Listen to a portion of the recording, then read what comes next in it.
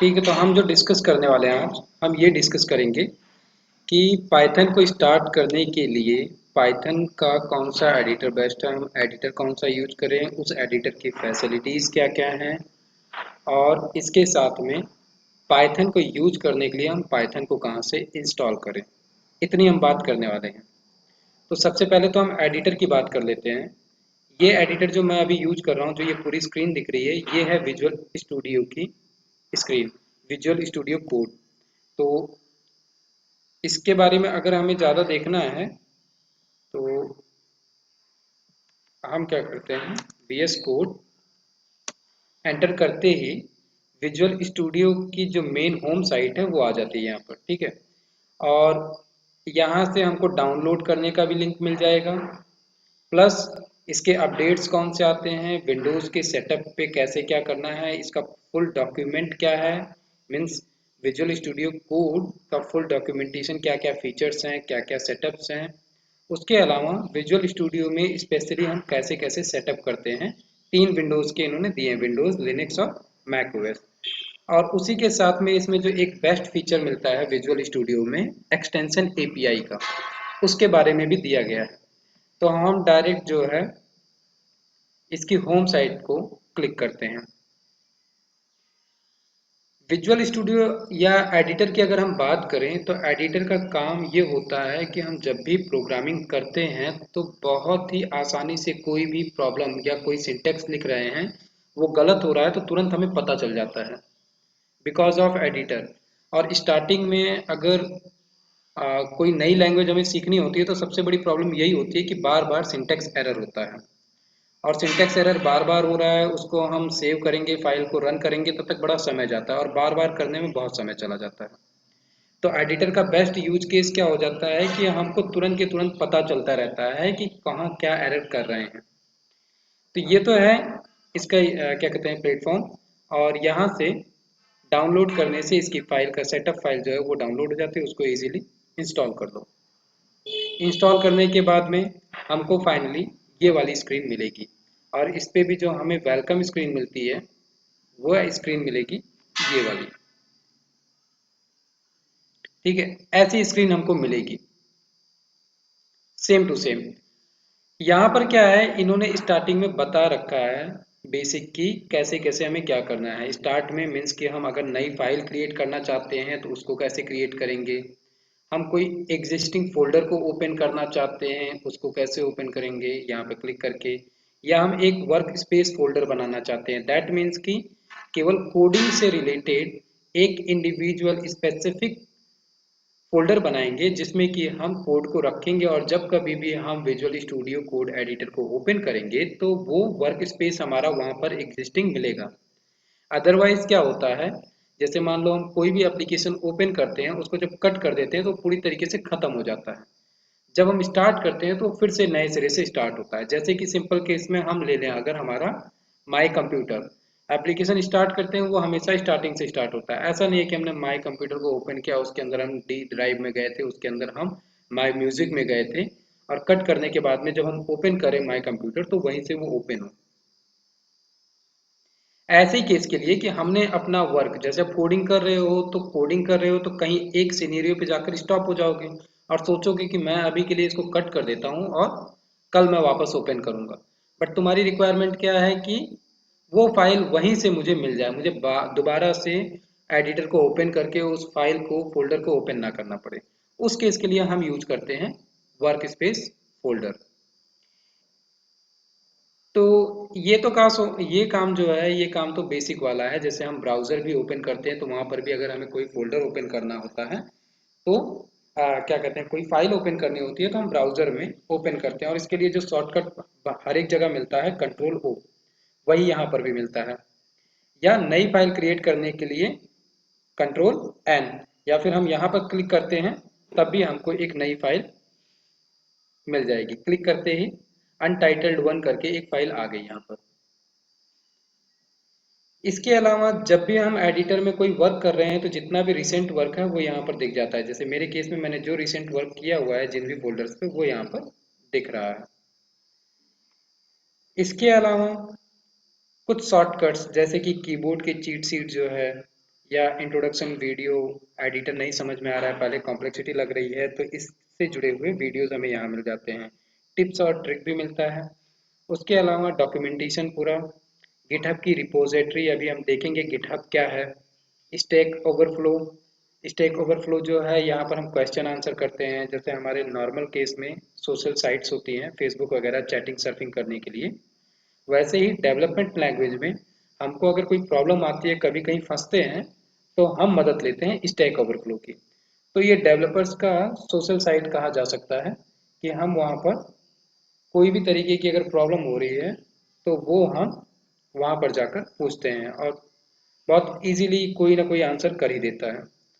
उसके अलावा इन्होंने दे रखा है न्यूज़लेटर वगैरह के लिए। ये तो एक पार्ट हुआ लेफ्ट साइड का जो ये वर्क कर रहा है। इसके अलावा जो एडिटर का सबसे बेस्ट पार्ट है वो है कि यहाँ पर हमें बहुत सारे टूल्स मिलते हैं। जैसे कि यहाँ पर पहला सेक्शन दे रहा है टूल्स एंड लैंग्वेज। तो पाइथन अभी हम देखेंगे कि पाइथन को हम कहाँ से इंस्टॉल कर रहे हैं। पाइथन की भी अपनी एक होम वेबसाइट है। जैसे हम बीएस कोड को इंस्टॉल कर रहे हैं, वैसे ही पाइथन लैंग्वेज को रन करने के लिए हमें पाइथन का सेटअप चाहिए होता है। तो वो तो जैसे ही हम रन करेंगे तो एडिटर उसको ऑटोमेटिक सेंस कर लेता है कि पाइथन जो है इंस्टॉल हुआ है, और उससे ये ऑटोमेटिक फैच हो जाता है। बट उसके अलावा उसको फैच करने के लिए हमें क्या करना पड़ता है। जैसे हम नॉर्मल केस में मोबाइल यूज करते हैं, और मोबाइल जैसे एंड्रॉयड है तो वहाँ पर हमें प्ले स्टोर मिलता है, आईओएस है तो ऐप स्टोर मिलता है। वहाँ से हम करते क्या हैं, जैसे किसी भी चीज़ की रिक्वायरमेंट होती है उससे रिलेटेड हम एप्लीकेशन डाउनलोड करते हैं और अपना वर्क करते हैं। वीडियो देखना है तो हम वीडियो के लिए कोई ना कोई एप्लीकेशन डाउनलोड करेंगे, क्योंकि डायरेक्ट हमको वीडियो दिखेगा नहीं। या फिर मोबाइल में अगर कोई इमेज गैलरी नहीं है तो हम इमेज गैलरी नहीं देख सकते हैं। ऐसे ही डेवलपमेंट लैंग्वेज में एक्सटेंशंस होते हैं। जैसे इस एडिटर में एक्सटेंशन है अलग अलग तरीके के रिक्वायरमेंट के लिए। अगर कुछ की हम बात करें यहाँ पर, तो जावा स्क्रिप्ट लैंग्वेज जो है उसके लिए यहाँ पर हमको एक टूल मिलता है। वैसे ही यहाँ पर सेकंड नंबर पे पाइथन दिख रहा होगा। मैंने इसको इंस्टॉल कर रखा है इसलिए ये ग्रे कलर में दिख रहा है, जिसको मैंने नहीं इंस्टॉल किया वो ब्लू कलर में दिख रहा है। तो मैंने जावा स्क्रिप्ट पाइथन एंड पीएचपी के टूल को पहले से ही इंस्टॉल करके रखा है। अब ये टूल मदद क्या करेंगे, जैसे हर एक लैंग्वेज का अपना सिंटेक्स है जो कि हम आगे चल के पढ़ेंगे कि पाइथन में कितने सिंटेक्स हैं, कैसे कैसे क्या क्या यूज करना है। तो ये टूल क्या मदद करेगा कि इसके अंदर पहले से ही वो सिंटेक्स पड़े हुए हैं। जब भी हम कोई लाइन ऑफ कोड को एंटर करेंगे तो ये हमको सजेशन देगा, अच्छा आप ऐसा कुछ लिखने जा रहे हो तो उसके आगे ये लिख दो, एंटर कर दो। जैसे हम नॉर्मल केस में कुछ कीबोर्ड से लिखते हैं ना, कुछ कीबोर्ड आते हैं मोबाइल में कि हम कुछ लिख रहे हैं तो वो आगे ही सजेशन दे देता है, तो हम टैब बटन दबाते हैं तो वो ऑटोमेटिक उसको कंप्लीट कर देता है लाइन को। ऐसा ही कुछ काम हमारा एडिटर में टूल करता है कि हम कोई लाइन ऑफ कोड लिख रहे हैं और उसके आगे का वो सेंस कर देता है, अच्छा ठीक है इसके आगे की लाइन ऑफ कोड ऐसी कुछ होगी, तो वो सजेशन देगा, उसको हम एंटर करेंगे तो वो लाइन ऑफ कोड कंप्लीट हो जाती है। इसके अलावा इन केस अगर हम कोई एरर कर रहे हैं तो वो नीचे हल्का सा रेड कलर में एक लाइन दिखा देता है। जैसा अगर एमएस वर्ड को यूज किया हो कभी, तो माइक्रोसॉफ्ट ऑफिस में अगर हम इंग्लिश के अलावा हिंदी में कुछ लिख दे रहे हैं तो वो नीचे क्या करता है, रेड कलर में दिखाने लगता है कि ये कुछ गड़बड़ है, ये इंग्लिश की डिक्शनरी में ऐसा कोई वर्ड नहीं मिल रहा है हमको, क्योंकि वो सब कुछ फैच कैसे कर रहा है, इंग्लिश की डिक्शनरी से। वैसा ही सेम काम यहाँ पर भी है कि इस लैंग्वेज की एक तरीके से कहो तो पूरी डिक्शनरी इंस्टॉल हो जाती है टूल के थ्रू, और हम कोई भी सिंटेक्स में गलती करते हो तो सीधे नीचे लाल लाइन दे देता है। उसके अलावा जैसे एमएस वर्ड में जाओ और जहाँ पर भी वो रेड लाइन नीचे आ रही है उसके ऊपर जब कर्सर ले जाओगे तो वो एक हिंट भी देता है कि प्रॉब्लम क्या है इस वर्ड के साथ में। ऐसे ही सेम काम यहाँ पर भी है कि अगर जिस कोड में गलती है उस पर अपना कर्सर अगर लेकर गए तो एक पॉपअप विंडो खोल देगा और वहाँ पे बता देगा कि ये सिंटैक्स एरर है, या कंडीशनल एरर है, या कॉन्सेप्चुअल एरर है, या टाइप एरर है, किस टाइप का एरर है। तो इससे ये फायदा हो जाता है कि हमको ना फाइल रन करने की जरूरत पड़ी ना सेव करने की, हमको तुरंत इंस्टेंटली पता चल गया कि हम लिखते समय कोई गलती कर रहे हैं। अब ये पता कैसे चलता है, जब हम एडिटर को कंटिन्यूअस यूज करते रहते हैं तो वो हमको आइडिया धीरे धीरे होता चला जाता है कि हाँ ठीक है हम कुछ गलती कर रहे हैं, तो ऑन द स्पॉट हम उसको वहीं फिक्स भी कर लेते हैं। इसके अलावा सेटिंग्स एंड की बाइंडिंग। इसमें कई सारे शॉर्टकट्स हैं जो आगे चल के बहुत फायदेमंद होंगे, उसको अभी हम देखेंगे। उसके अलावा यहाँ पर दे रहा है कलर थीम, ठीक है। और इसके अलावा यहाँ पर दिया हुआ है लर्न के लिए कि अगर आप इसके बहुत सारे कमांड है शॉर्टकट्स के, उसी में एक दे रहा है कि find and run all commands. तो उसके लिए क्या कह रहा है कि आपको क्या करना है, control plus shift plus P press करना है, और उससे क्या होगा, बहुत सारे जो इस एडिटर के अंदर कमांड्स है वो आ जाएंगे। तो मैं जैसे कंट्रोल शिफ्ट और पी क्लिक किया, ये एक पॉपअप दिख रहा होगा, आ चुका है, ठीक है। और यहाँ पर जो है ये बहुत सारे कमांड हैं, ये स्टार्टिंग के जितने भी कमांड है ये गिट के कमांड है, क्योंकि गिट कॉलन दिया हुआ है उसके बाद में सिंक दिया हुआ है। तो अभी हम आगे चल के देखेंगे कि गिटहब क्या है। गिटहब बेसिकली अभी के लिए आइडिया अगर लेना है तो गिटहब एक ऐसा प्लेटफॉर्म है जहाँ पर कि हम कोड को रख सकते हैं। जैसे नॉर्मल केस में गूगल ड्राइव मिलता है, माइक्रोसॉफ्ट का वन ड्राइव मिलता है, वहाँ पर हम क्या करते हैं, अपने डॉक्यूमेंट को रखते हैं। डॉक्यूमेंट किसी भी टाइप का हो सकता है, ऑडियो हो, वीडियो हो, डॉक्यूमेंट फाइल हो, टेक्स्ट फाइल हो। वैसे ही डेवलपमेंट लैंग्वेज में हमको गिटहब मिलता है। और गिटहब, यस यस यस, एकदम सही एकदम सही, वही है ये, रिपोजिटरी ही है ये। जो रिपोजिटरी की बात करते हैं वो सब गिटहब का ही पार्ट है, ठीक है। तो ये जो गिटहब प्लेटफॉर्म है, यहाँ पे एक्चुअल में हम क्या करते हैं, जो भी कोड लिखते हैं उसको एक रिपोजिटरी, रिपोजिटरी मीन्स कि हम वहाँ पर एक फोल्डर बनाते हैं और उस फोल्डर के अंदर अपना पूरा लिखा हुआ कोड ले जाके रख देते हैं। तो जैसे नॉर्मल केस के लिए हमको गूगल ड्राइव, वन ड्राइव मिल रहा है या अमेजोन का ड्राइव है, वहाँ पे हम अपनी पर्सनल फाइलें रख रहे हैं, वैसे ही ये गिटहब जो है यहाँ पर हम अपनी पब्लिक और प्राइवेट दो फाइलें रख सकते हैं। पब्लिक का मतलब ये हुआ कि वो किसी को दिखेगा, और प्राइवेट मतलब कि हम उसको सेफ में रख रहे हैं, वो केवल हमारे एक्सेस के लिए होगा।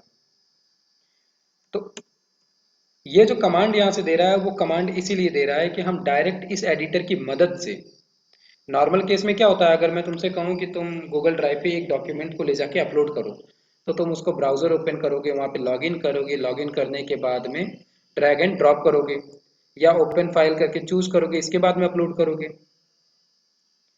बट इस एडिटर का बेनिफिट क्या हो रहा है कि ये कह रहा है कि आप एक बार अपने गिटहब को इस विजुअल स्टूडियो कोड से लिंकअप कर दो, इसके बाद में आप जो भी कोड यहाँ पर लिख रहे हो उसको डायरेक्ट यहाँ से वहाँ पर सिंक करते रहो, ठीक। अब जैसे कि इस नॉर्मल केस के लिए अगर हम बात करें, एक फोल्डर बनाता हूं मैं यहाँ पर पहले, जैसे मेरी ये एक फोल्डर पहले से बना हुआ है मेरा, ठीक है। मैं यहीं पर एक नया फोल्डर बनाता हूँ। फोल्डर बनाने से पहले एक चीज़ और बात कर लेते हैं। जैसे ये तो हमने पूरा देखा, अभी हम अभी कमांड की बात कर रहे थे, और इसके बाद में इंटरफेस ओवरव्यू है और इंटरेक्टिव प्लेग्राउंड है। बट इससे पहले थोड़ा सा काम हम ये कर ले रहे हैं कि अ, इसको भी एक बार बात कर लेते हैं कि ये जो लेफ्ट साइड में हमको ये आइकन्स दिख रहे हैं।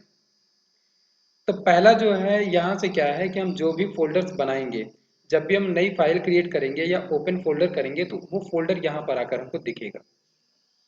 इसमें टोटल 4 सेक्शन है। सबसे ऊपर दिख रहा होगा ओपन एडिटर, मतलब कि जितनी भी फाइलें हम ओपन करेंगे वो यहाँ पर दिखेंगे। जैसे अभी के केस में केवल एक फाइल ओपन है, वेलकम, तो यहाँ पर क्या दिख रहा है, वेलकम। उसी तरीके से दूसरा क्या पार्ट है, जो मैंने एक फोल्डर बना रखा था, Python basic and advance with exercise, उस फोल्डर का जितने भी उसके अंदर के फोल्डर हैं वो इसमें दिख रहे हैं। उसके अलावा आउटलाइन और टाइमलाइन यहाँ पर हमको दिखता है। तो इसके अंदर जैसे मैंने इतनी सारे फोल्डर्स बना रखे हैं, यहाँ पर मुझे ऑलरेडी और सजेशन क्या मिल रहा है कि मैं यहाँ से फाइल क्रिएट कर सकता हूँ, यहाँ से मैं एक फोल्डर क्रिएट कर सकता हूँ, और यहाँ से मैं रिफ्रेश कर सकता हूँ मेरे इस फोल्डर को। मान लो कि मैं सॉरी माई कंप्यूटर में जाके वहाँ से मैंने एक कुछ अपडेट किया और वो यहाँ पर नहीं आया, तो मैं यहाँ से रिलोड करूँगा तो वो अपडेट हो जाएगा। और ये लास्ट क्या है, कोलैप्स, कि अगर मैंने कोई भी फाइलें खोल रखी हैं तो उनको ये क्या करेगा, कोलैप्स करेगा। दैट मीन्स कि मिनिमाइज करके फिर से सबको नीट एंड क्लीन कर देगा।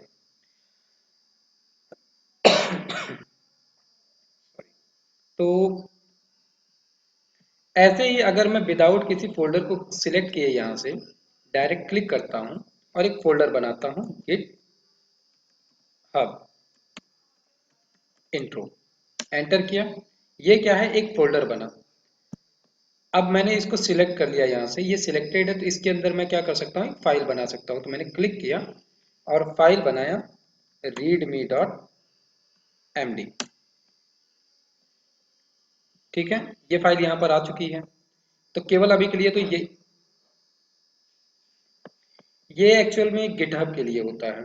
अभी मीन्स मैं आज हम लोग पाइथन का कोड नहीं देख रहे हैं, केवल हम इंट्रोडक्शन के लिए देख रहे हैं। तो जैसे गिटहब पे जब हम फाइलों को अपलोड करते हैं, जैसे इसी केस में मैं आता हूँ और जैसे ये जो रिपोजिटरी है अभी जो बनी हुई है, इसको मैंने पहले से अपलोड कर रखा है। जो ये फोल्डर है Python basic and advance with exercise, ठीक है, इस फोल्डर को मैंने यहाँ पर अपलोड कर रखा है, दिख रहा होगा यूआरएल।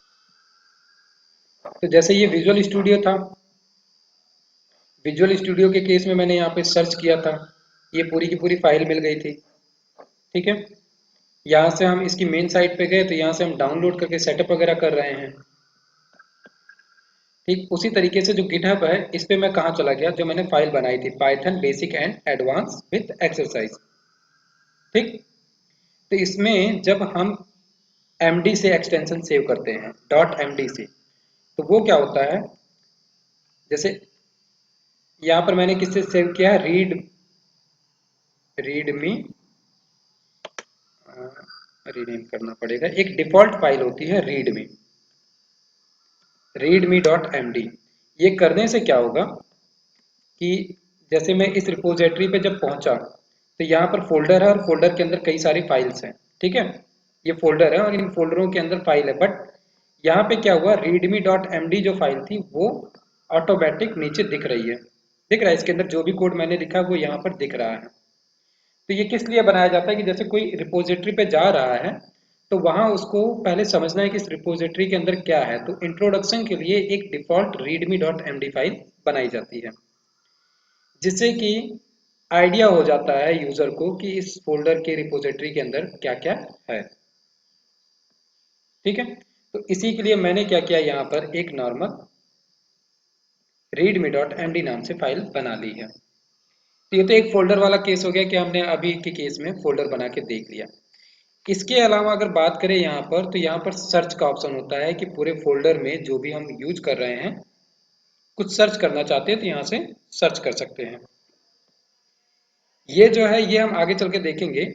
अभी के केस के लिए इतना कि हम जब भी कोई फोल्डर बनाते हैं उसके अंदर पहले से एग्जिस्टिंग बहुत सारी फाइलें हैं, लेकिन जितनों में हमने अभी रिसेंटली अपडेट किया है वो यहाँ पर दिखने लगती है। ठीक है, तो जैसे यहाँ पर दिख रहा है ना, पॉपअप आया है कि सोर्स कंट्रोल 11 पेंडिंग चेंजेस, मतलब कि ये जो है इन फाइलों में मैंने चेंजेस किए हैं, तो ये बता रहा है।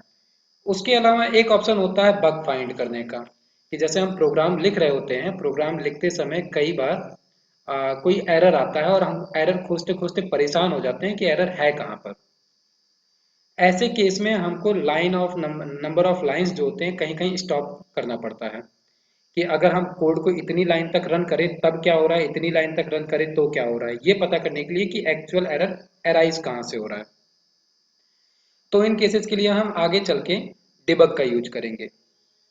और जो ये ऑप्शन है, यस, डिबग, और जो ये सेकंड लास्ट है, ये है एक्सटेंशंस। जैसे कि हमारे मोबाइल में प्ले स्टोर होता है, हम अपने मोबाइल में किसी भी रिक्वायरमेंट के लिए अलग अलग एप्लीकेशन डाउनलोड करते हैं, वैसे ही यहाँ पे हमको मिलता है एक्सटेंशन।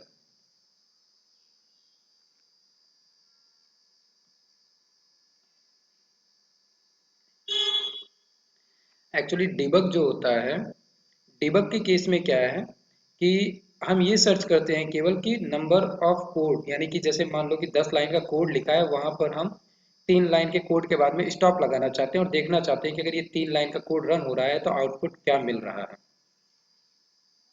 और वहां तक क्या क्या वैल्यू किस किस फील्ड में आ रही है। ये चेक, केवल हम ये चेक करते हैं और ये चेक करने से ये पता चल जाता है कि कहाँ पर कैसी कैसी वैल्यू हमको मिल रही है।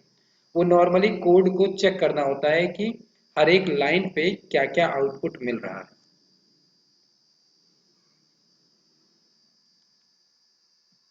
तो ये जो है ब्राउज़र में भी मिलता है हमको और यहाँ एडिटर में स्पेशली अलग से मिल रहा है। तो इस केस में क्या होता है कि हमको ब्राउज़र तक जाने की ज़रूरत नहीं पड़ती है, हम यहीं पर डिबग कर लेते हैं। इसी तरीके से जो सेकंड लास्ट है ये है एक्सटेंशन। यहाँ से क्या करते हैं हम, जो है रिक्वायरमेंट की जो चीज़ें हैं उनको इंस्टॉल करते हैं। जैसे ये जो जावा स्क्रिप्ट है, पाइथन है, पीएचपी है, ये एक्चुअली इंस्टॉल यहीं से होता है। जैसे मैं यहाँ पर अगर लिख दूँ पाइथन, अब इसके लिए हमको क्या चाहिए, इंटरनेट होना जरूरी है क्योंकि ये ऑनलाइन क्लाउड से सर्च करके लेकर आता है। पाइथन मैंने सर्च किया, सबसे ऊपर आ गया पाइथन। पाइथन पे जब हम क्लिक करेंगे तो यहाँ पर डिटेल आ गई कि ये एक्चुअल में पाइथन एक्सटेंशन क्या है। पाइथन एक्सटेंशन है, इसको बनाने वाली कंपनी माइक्रोसॉफ्ट है, इसको इतने लोगों ने डाउनलोड किया है, इसकी रेटिंग इतनी अच्छी है, इसकी गिटहब पे पड़ी रिपोजिटरी यहाँ पर है, और इसके बारे में फुल डिटेल जो है, यही चीज़ हमको गिटहब पे जाने पे मिलेगी, वही चीज़ ये यहाँ पर दिखा रहा है। ठीक है, कि पाइथन एक्सटेंशन है विजुअल स्टूडियो कोड के लिए, ये क्या कर रहा है, ये कर ये रहा है कि जब हम पाइथन को इंस्टॉल कर लेंगे अलग से, दैट मीन्स कि हम जब आगे चलते हैं और पाइथन को सर्च करते हैं और एंटर करते हैं तो सबसे पहले हमको क्या मिल जाएगा, पाइथन की मेन होम साइट। अब हम यहाँ पे या तो डाउनलोड पे क्लिक करें या हम यहाँ चले जाएं। तो इसकी होम साइट पे जाने के बाद में स्टार्टिंग में ही हमको मिल जाता है डाउनलोड करने के लिए। ठीक है, यहाँ से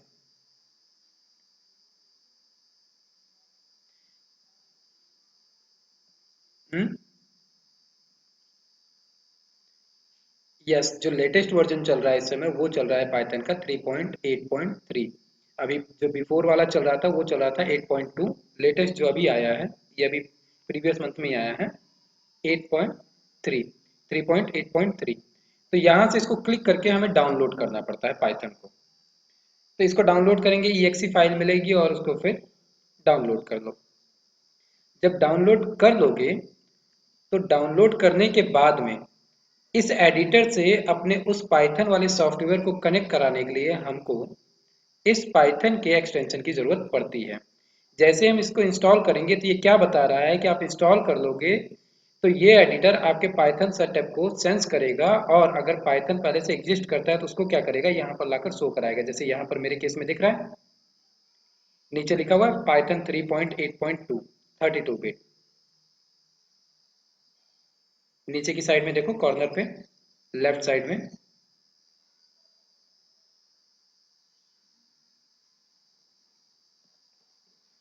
यहाँ पे ये यही ब्लिंक करके दिखाने की कोशिश कर रहा है कि लेफ्ट साइड कॉर्नर पे ऐसा लिखा हुआ आपको मिल जाएगा। अब इसके रिलेटेड बहुत सारी सेटिंग्स है जिसको हम देखते हैं। कमांड प्लेटर इसने ओपन किया और हम अब ये बता रहा है कि इसकी मदद से फिर हम क्या क्या करेंगे। अभी जो हमने यहाँ पर देखा था कि कैसे हम फाइल क्रिएट कर रहे हैं, क्या क्या कर रहे हैं, वही सारी चीज़ें ये यहाँ पर एक्सटेंशन में करके बता रहा है। ठीक है, तो इसी तरीके से यहाँ पे बहुत सारी चीज़ें मिलती हैं, बहुत सारे एक्सटेंशन है, बहुत सारे वर्क हैं उनके। अभी इसका हमें काम नहीं है, ये मैंने ऐसे ही अलग से एक डाउनलोड करके रखा था, बट ये हमको बाय डिफ़ॉल्ट के केस में नहीं मिलता है। जो लास्ट चीज़ हमें मिलती है वो मिलती है एक्सटेंशन। ठीक है, तो अभी हम जो बात कर रहे थे, एक चीज़ बात कर रहे थे कि यहाँ पर हमें ना अलग अलग तरीके की थीम भी मिलती है। जैसे हर किसी की अपनी थीम चॉइस होती है कि मैं कोड कर रहा हूँ तो मुझे कोड के कलर क्या क्या दिखे। ठीक है, जैसे यहाँ पर दिया गया कलर थीम, इस पे क्लिक करने से ये क्या हुआ, विंडो आ गई, और यहाँ पर क्या आया हुआ है, एक्चुअल में थीम आया हुआ है। हम जिस पे क्लिक करेंगे उस हिसाब से अभी इस पूरे लेआउट का कलर चेंज हो जाएगा। तो मैं अभी किसका यूज करके रखा हूँ, मोनोकाई का। मैं इसको नीचे क्लिक करता हूँ तो अब क्या होगा, डैशबोर्ड का कलर चेंज हो रहा है पूरे। यस, वो अपने अपने चॉइस के हिसाब से, अब जैसे मुझे ये अच्छा लगता है, ठीक, मुझे तुमको ये अच्छा लग रहा है, तो जैसे हम नॉर्मल अपने मोबाइल में थीम वगैरह चेंज करते रहते हैं ना, वैसे ही ये समझ लो थीम का कलर चेंज करता है पूरा। इसी तरीके से रेड है, इसी तरीके से सोलराइज डार्क है, और इसके अलावा बहुत सारे हैं। विजुअल स्टूडियो जो अपना खुद का देता है, लाइट विजुअल स्टूडियो, वो ये है। ठीक, और जो लाइट डिफ़ॉल्ट लाइट देता है वो ये देता है। इसके अलावा यहाँ पर अलग अलग कलर्स हैं, जो पसंद हो वो हम कर सकते हैं। विजुअल स्टूडियो का डार्क ऐसे है और डार्क डिफॉल्ट डार्क ऐसे है। तो थीम हम यहाँ से चेंज कर सकते हैं। इसके अलावा अभी जैसे बात की कि find and run all command, यहाँ से क्लिक कर रहे हैं, ठीक है। इसका शॉर्टकट यहाँ पे भी है। और एक जो चीज़ हमारी रह गई वो क्या रह गई कि इस लेफ्ट साइड में, इस लेफ्ट वाले हिस्से में नीचे की साइड में एक सेटिंग का आइकन है। इसको क्लिक करने पे यहाँ पर हमें कई सारी सेटिंग्स मिलती हैं। सबसे लास्ट में क्या है, अपडेट चेक करने के लिए, इसका अपडेट चेक करने के लिए, ठीक है। और सबसे ऊपर क्या है, कमांड प्लेटर, वही कमांड प्लेटर जो अभी हम लर्न में देख रहे थे यहाँ पर, ठीक है। तो अगर शॉर्टकट दबाने में दिक्कत हो रही है तो यहाँ से भी क्लिक करके हम कहाँ पहुँच सकते हैं, इस कमांड प्लेटर पे। अभी इसका यूज एट द रैंडम नहीं समझ में आ रहा होगा, बट आगे चल के बहुत यूज है इसका, बहुत ज़्यादा यूज है। अभी हम कुछ केसेस करके देखेंगे। जैसे अभी के केस में मान लो कि मैं यहाँ पर लिखता हूँ hello hi how are you, ठीक है। मैंने कमांड प्लेटर यूज किया और मैंने यहाँ पर लिखा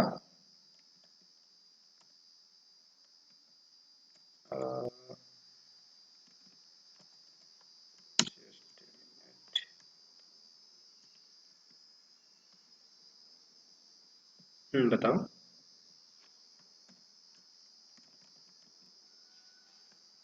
हम्म।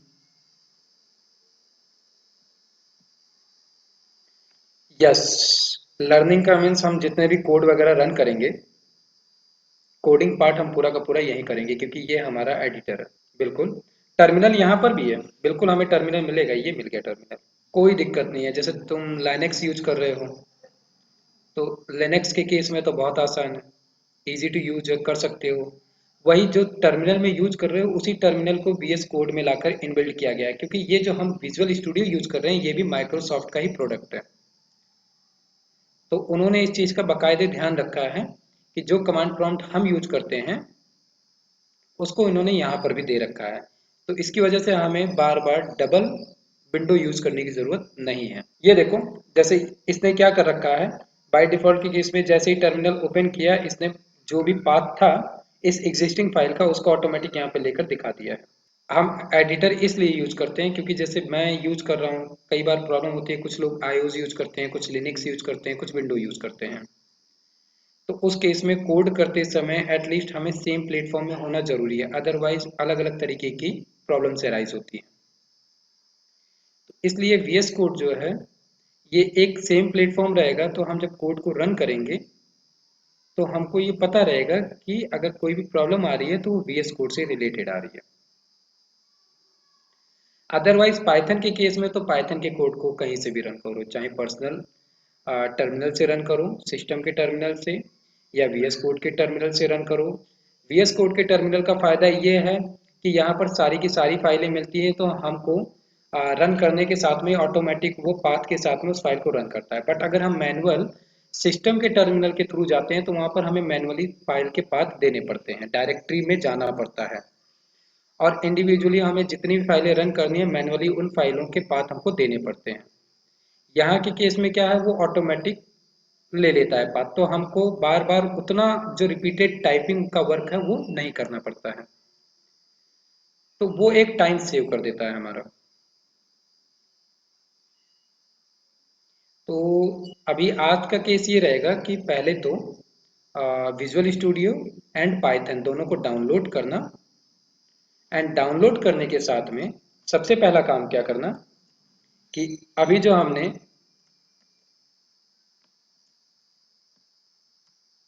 अभी जो हमने एक वेलकम वाला पेज देखा था, यस, हेल्प में जाके डिफॉल्ट केस में ये हमें वैसे ही मिल जाता है। जब इस वाले हेल्प वाले पेज पे रहना तो यहाँ से क्या करना, इस पाइथन को इंस्टॉल कर देना टूल को, ठीक है। तो उससे क्या होगा, पाइथन जो है ऑटोमेटिक जो पाइथन इंस्टॉल किया है डाउनलोड करके उसको ये टूल इस एडिटर से कनेक्ट कर देगा, ठीक। अच्छा, पाइथन अभी सिस्टम में है तो ये तो बहुत अच्छी बात है।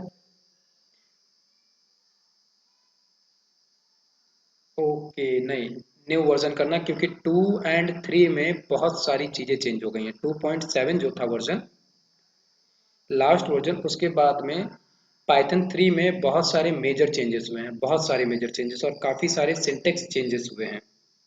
खास कर करके जो हम आउटपुट के लिए प्रिंट यूज करते हैं, उस प्रिंट का सिंटेक्स भी चेंज हो चुका है।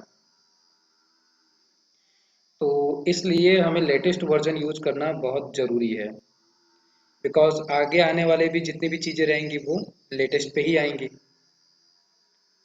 और ओल्ड वर्जन पे जो कुछ रहता है उसको आगे चल के मूव ऑन करना ही पड़ता है। और डेवलपमेंट लैंग्वेज की ये एक सबसे बड़ी प्रॉब्लम है कि हम अगर डेवलपमेंट लेवल में कोई भी चीज़ डेवलप कर रहे हैं तो वो ऐसा नहीं है कि हमने जैसा बना दिया है वो एज इट इज़ वैसा रहेगा। इसको सिंपली अगर हमें समझना हो तो जो एंड्रॉयड 1, 2, 3 वर्जन का मोबाइल होगा आज के दिन में वो डेड है, ख़त्म है। रीज़न क्या है? क्योंकि आज के जो एप्लीकेशन है उनको वो वर्जन सपोर्ट करेगा ही नहीं, तो आपको मजबूरी में वो यूज कर ही नहीं सकते हो। और जब एप्लीकेशंस नए लॉन्च होते हैं तो वहाँ पे बाकायदे लिखा होता है कि ये एंड्रॉयड के कौन से वर्जन से सपोर्ट करेगा। तो वो हमारी मजबूरी बन जाती है कि हमको लेटेस्ट वर्जन में अपने आप को हमेशा अपग्रेड करके रखना है। डेवलपमेंट लैंग्वेज की ये सबसे बड़ी प्रॉब्लम है कि कोई भी चीज़ ऐसी नहीं है कि हमने एक बार को बना दी है तो वो एज इट इज़ चलती रहेगी। और इसमें भी सबसे बड़ी प्रॉब्लम क्या होती है कि जब कभी भी एक प्रोग्रामिंग लैंग्वेज में कोई मेजर चेंज आता है तो उसकी वजह से एक प्रोजेक्ट पूरा का पूरा जो है वो बहुत बुरी तरीके से फंस जाता है। क्योंकि मान लो कि अगर एक प्रोजेक्ट पे मैं वर्क कर रहा हूँ और उसको मैंने सालों साल समय देकर डेवलप किया और एट द लास्ट जब बन के कंप्लीट हुआ तभी पाइथन ने एक नया वर्जन अपडेट दिया और उसमें मेजर चेंजेस कर दिए। उससे प्रॉब्लम क्या होगी, बहुत सारी डिपेंडेंसी की जो फाइलें थी वो एरर देना चालू कर देंगी। तो मेरा एक बहुत बड़ा वर्क जो है वो फिर से मुझे वापस करना पड़ेगा और अपडेट्स करना पड़ेगा, और उस अपडेट के चक्कर में बहुत सारे मॉडिफिकेशन भी करने पड़ सकते हैं। तो ये तो एक बहुत बड़े लेवल का वो हो गया, बट ये डिजास्टर कंडीशन आती रहती है। बट ये है कि हाँ, पहले के केस में ऐसा होता था कि प्रोग्रामिंग लैंग्वेजेस के मेजर अपडेट्स जो हैं वो दसों साल में एक बार कभी आते थे। बट अब के केस में क्या है कि बहुत ज़्यादा कम्युनिटीज़ बन चुकी हैं, बहुत ज़्यादा डेवलपर्स हैं, बहुत ज़्यादा प्रोफेशनल डेवलपर्स हैं जो कंटिन्यूसली इसको और ज़्यादा बेस्ट एंड मॉडिफाई करने के लिए समय देते रहते हैं। तो इसलिए होता क्या है कि जो पहले 10 साल में काम होता था आज वो 2 साल 3 साल में हो जाता है। तो इसीलिए मेजर अपडेट्स की जो फ्रिक्वेंसी है वो बहुत फास्ट हो गई है। खैर, इसको सेटअप करना, और सेटअप करने के साथ में थीम कलर्स हो गया, और यहाँ से इसकी सेटिंग्स को देखना। सेटिंग्स के साथ में कुछ एडवांस सेटिंग भी है। जैसे हम बात करें अभी के केस में कि वेलकम को मैं कट करता हूँ और मैं यहाँ पर आता हूँ, और मैं यहाँ पर एक हेडिंग देता हूँ, गिटहब इंट्रोडक्शन। ठीक है, तो अगर हम इसकी कुछ मेजर पॉइंट्स पे बात करें तो ये सबसे फ़ायदेमंद क्यों है गिटहब जो हम यूज कर रहे हैं। सबसे पहली चीज़ तो कि इसको इंस्टॉल करना है। गिटहब मैंने लिख दिया यहाँ पर introduction, introduction to VS code. ठीक है, तो अब इंस्टॉल करना है, install VS code. VS code को इंस्टॉल करने के लिए जो लिंक है वो मैं यहाँ पर ऐड कर दे रहा हूँ। और ये जो कोड है इसको मैं गिटहब की रिपोजिटरी पर अपलोड कर दूंगा। उससे फ़ायदा क्या होगा, तुमको इजीली ये डॉक्यूमेंट मिल जाएगा। ठीक है, अब ये जो मैं सिंटेक्स लिख रहा हूँ ये गिटहब के लिए है। ठीक है, वहाँ पर जो है ये लिंक के फॉर्म में दिख जाएगा। जैसे अभी के केस में अगर मैं यहाँ आऊँ तो यहाँ ध्यान दे रहे होगे ये है। खैर, मैंने इसको इसमें बना रखा है। अगर पाइथन बेसिक एंड एडवांस की रिपोजिटरी पे जाओगे तो सबसे पहले मैंने यही दिया हुआ है कि शुरू करने से पहले पाइथन का वर्जन डाउनलोड करने के लिए यहाँ पे क्लिक करोगे तो ये डायरेक्ट कहाँ ले जाएगा, पाइथन डाउनलोड करने के लिए डायरेक्ट स्टार्ट कर देगा, ठीक है। और ये एडिटर का है, तो एडिटर के लिए VS कोड पे लेकर चला जाएगा। गिटहब की रिपोजिटरी, दैट मीन्स कि ये जो एग्जिस्ट कर रही है इस रिपोजिटरी पे तो पहले से ही हो, ठीक। तो ये तो केस हो गया कि पहले इंस्टॉल कर लिया, इसके बाद में क्या किया, पाइथन को इंस्टॉल किया। और जो पाइथन की साइट है वो ये है, और यहाँ पे डाउनलोड जो होना है वो ये है। तो मैं डायरेक्ट क्या कर रहा हूँ, डाउनलोड का जो लिंक है वो यहाँ पर ऐड ऑन कर दे रहा हूँ, ठीक है। ये ऐड ऑन हो गया। इसके बाद में अगर हम बात करें बेनिफिट्स की,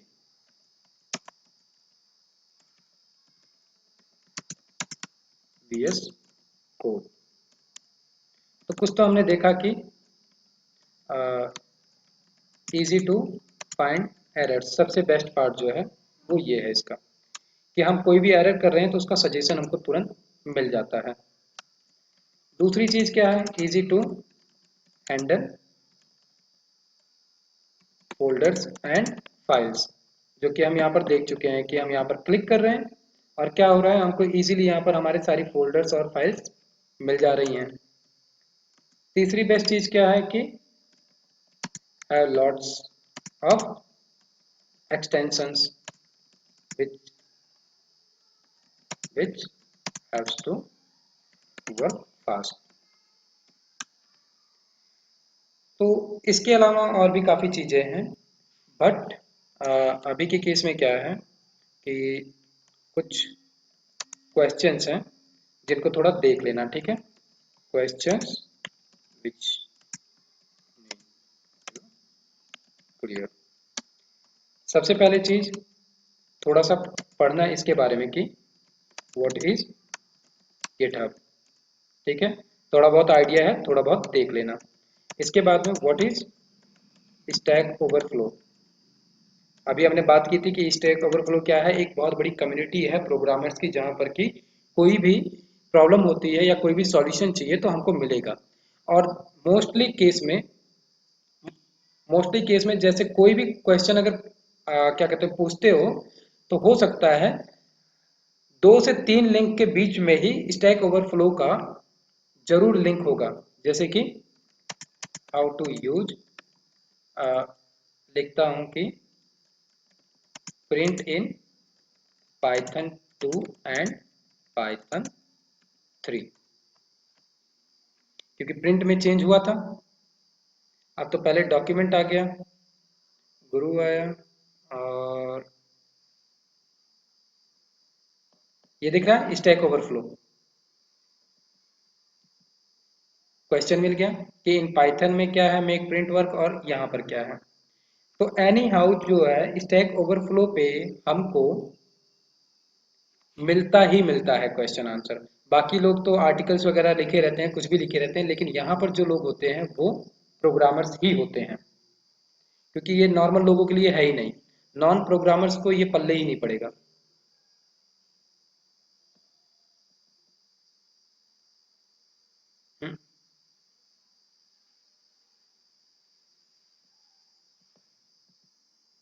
यस ऑब्वियसली, क्या कहते हैं, हर एक जितनी भी मीन्स फील्ड है, और जितने भी फील्ड हैं हर एक के अपने कोई ना कोई प्लेटफॉर्म होते हैं सॉल्यूशंस के लिए। बट स्टैक ओवरफ्लो के भी बहुत सारे डिफरेंट सेगमेंट्स हैं, जैसे ये तो इसका एक मेन है स्टैक ओवरफ्लो। बट इसके अलावा स्टैक ओवरफ्लो के बहुत सारे और सेगमेंट है, जैसे वो स्लैश कर करके बायोलॉजी और इस तरीके के अलग अलग। तो इन्होंने ना हर एक फील्ड की कम्युनिटीज को क्रिएट करके रखा है। बट होता क्या है कि जैसे हम ज़्यादातर जिस चीज़ के आदी हो जाते हैं उसी पे हम जा जाके हमेशा सर्च कर लिया करते हैं। सो यहाँ पर हमें काफ़ी चीज़ें मिलती रहती हैं। काफ़ी का मीन्स कि डेवलपमेंट से रिलेटेड हर एक क्वेश्चन एंड आंसर यहाँ मिलता है, और जो नहीं मिलता है उसका क्वेश्चन करने पे विद इन अ डे और 2 डे के अंदर हमको उसका आंसर मिल जाता है,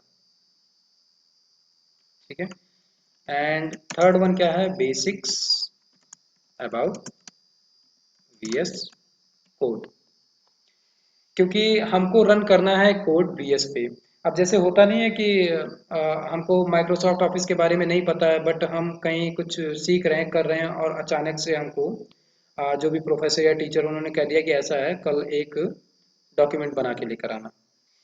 स्लाइटली डिफरेंस बस इतना है कि क्या कहते हैं, अगर टर्मिनल पे करना है तो तुमको बिल्कुल कंफ्यूजन नहीं होगा टर्मिनल पे करने पे, क्योंकि जो काम पाइथन जो है ना, जो पाइथन है, ये रन पूरी तरीके से टर्मिनल पे ही होता है। पाइथन का जो पूरा कोड है वो एक्चुअल में टर्मिनल पे ही रन होता है। मैं क्या कर रहा हूँ कि मैं क्या कहते हैं, VS कोड का टर्मिनल यूज कर रहा हूँ। तुम्हारे केस में है कि तुम उसी को रन करना क्या कहते हैं, अपने टर्मिनल पे जिस पे तुम पहले से रन करते आए हो। करना क्या है, एटलीस्ट ये बताओ, तुमको फाइल तो पहले बनानी पड़ेगी पाइथन की, कि जैसे डेमो डॉट पाइथन बनाई, पाइथन का कोड लिखना है, कोड लिखने के लिए तुम VS कोड पे ही लिखो। और अलग से जैसे मैंने यहाँ पर अपना टर्मिनल ऑन कर रखा है, मुझे रन करना है तो मैं अपने टर्मिनल पे रन कर रहा हूँ। आउटपुट यहाँ देखने रहना, और कोड जो है यहाँ लिखते रहना।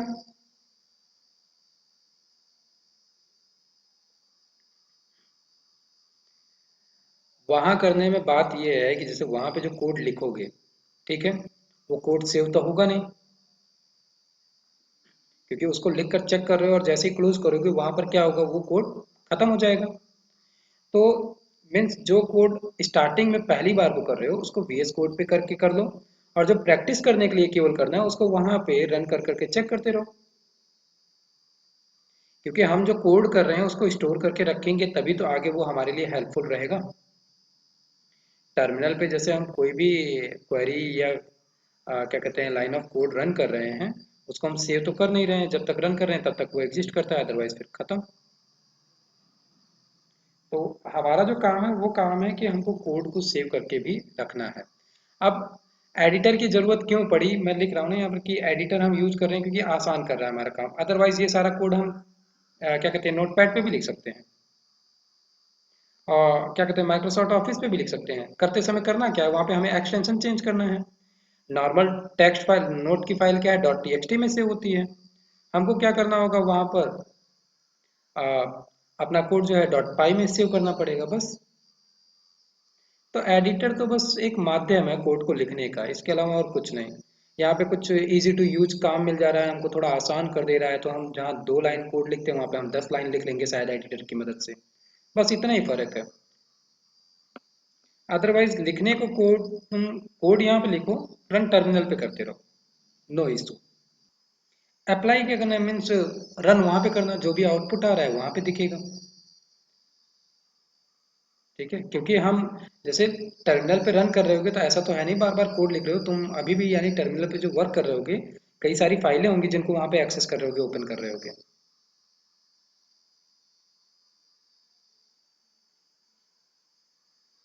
ठीक है, क्योंकि टर्मिनल क्या है कि टर्मिनल हमको कोई UI नहीं देता है। हमको जो कुछ भी मिल रहा है वहां पर वो नॉर्मल टेक्स्ट फॉर्मेट में ही मिल रहा है।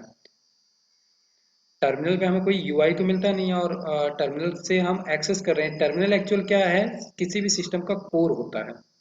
हम टर्मिनल की मदद से पूरा का पूरा विंडो भी उड़ा सकते हैं, लिनक्स भी उड़ा सकते हैं, या कोर की फाइलों में चेंजेस भी कर सकते हैं। तो अभी की, यस, टर्मिनल जो है वो सिस्टम का सबसे कोर पार्ट होता है। और करने के लिए हम काम वहाँ पे भी कर सकते हैं, वो जिसके लिए इजी टू, जैसे लिनक्स पे वर्क करने वालों के लिए वो बहुत इजी टू यूज हो जाता है। क्योंकि कुछ चीज़ें होती हैं जो बहुत ही बेसिक में समझ में आ जाती है। जैसे हम नॉर्मल सिस्टम में एक्सेस करने के लिए क्या होता है, डायरेक्टरीज होती हैं, डायरेक्टरी कैसे एक्सेस करते हैं, उसके फाइल को कैसे एक्सेस कर रहे हैं, पाथ जो है वो यानी कि रट जाता है, दिमाग में हो जाता है कि हमको जिस पाथ पे जाना है उसके लिए हमें क्या क्या टाइप करना है। और फिर हम एक्चुअल में डायरेक्टरीज में करते क्या है, फोल्डर क्रिएट करेंगे, डिलीट करेंगे, मॉडिफाई करेंगे, कुछ उसके अंदर कॉपी पेस्ट करेंगे, मूव करेंगे। तो वही सारा काम हम यहाँ पर भी कर रहे हैं। ठीक है, तो हम अभी यहीं पर एंड करते हैं, और सेटअप वगैरह कर लो, और पाइथन को भी कर लो। तो हम कल देखते हैं कि क्या क्या हो पाया है। ठीक है।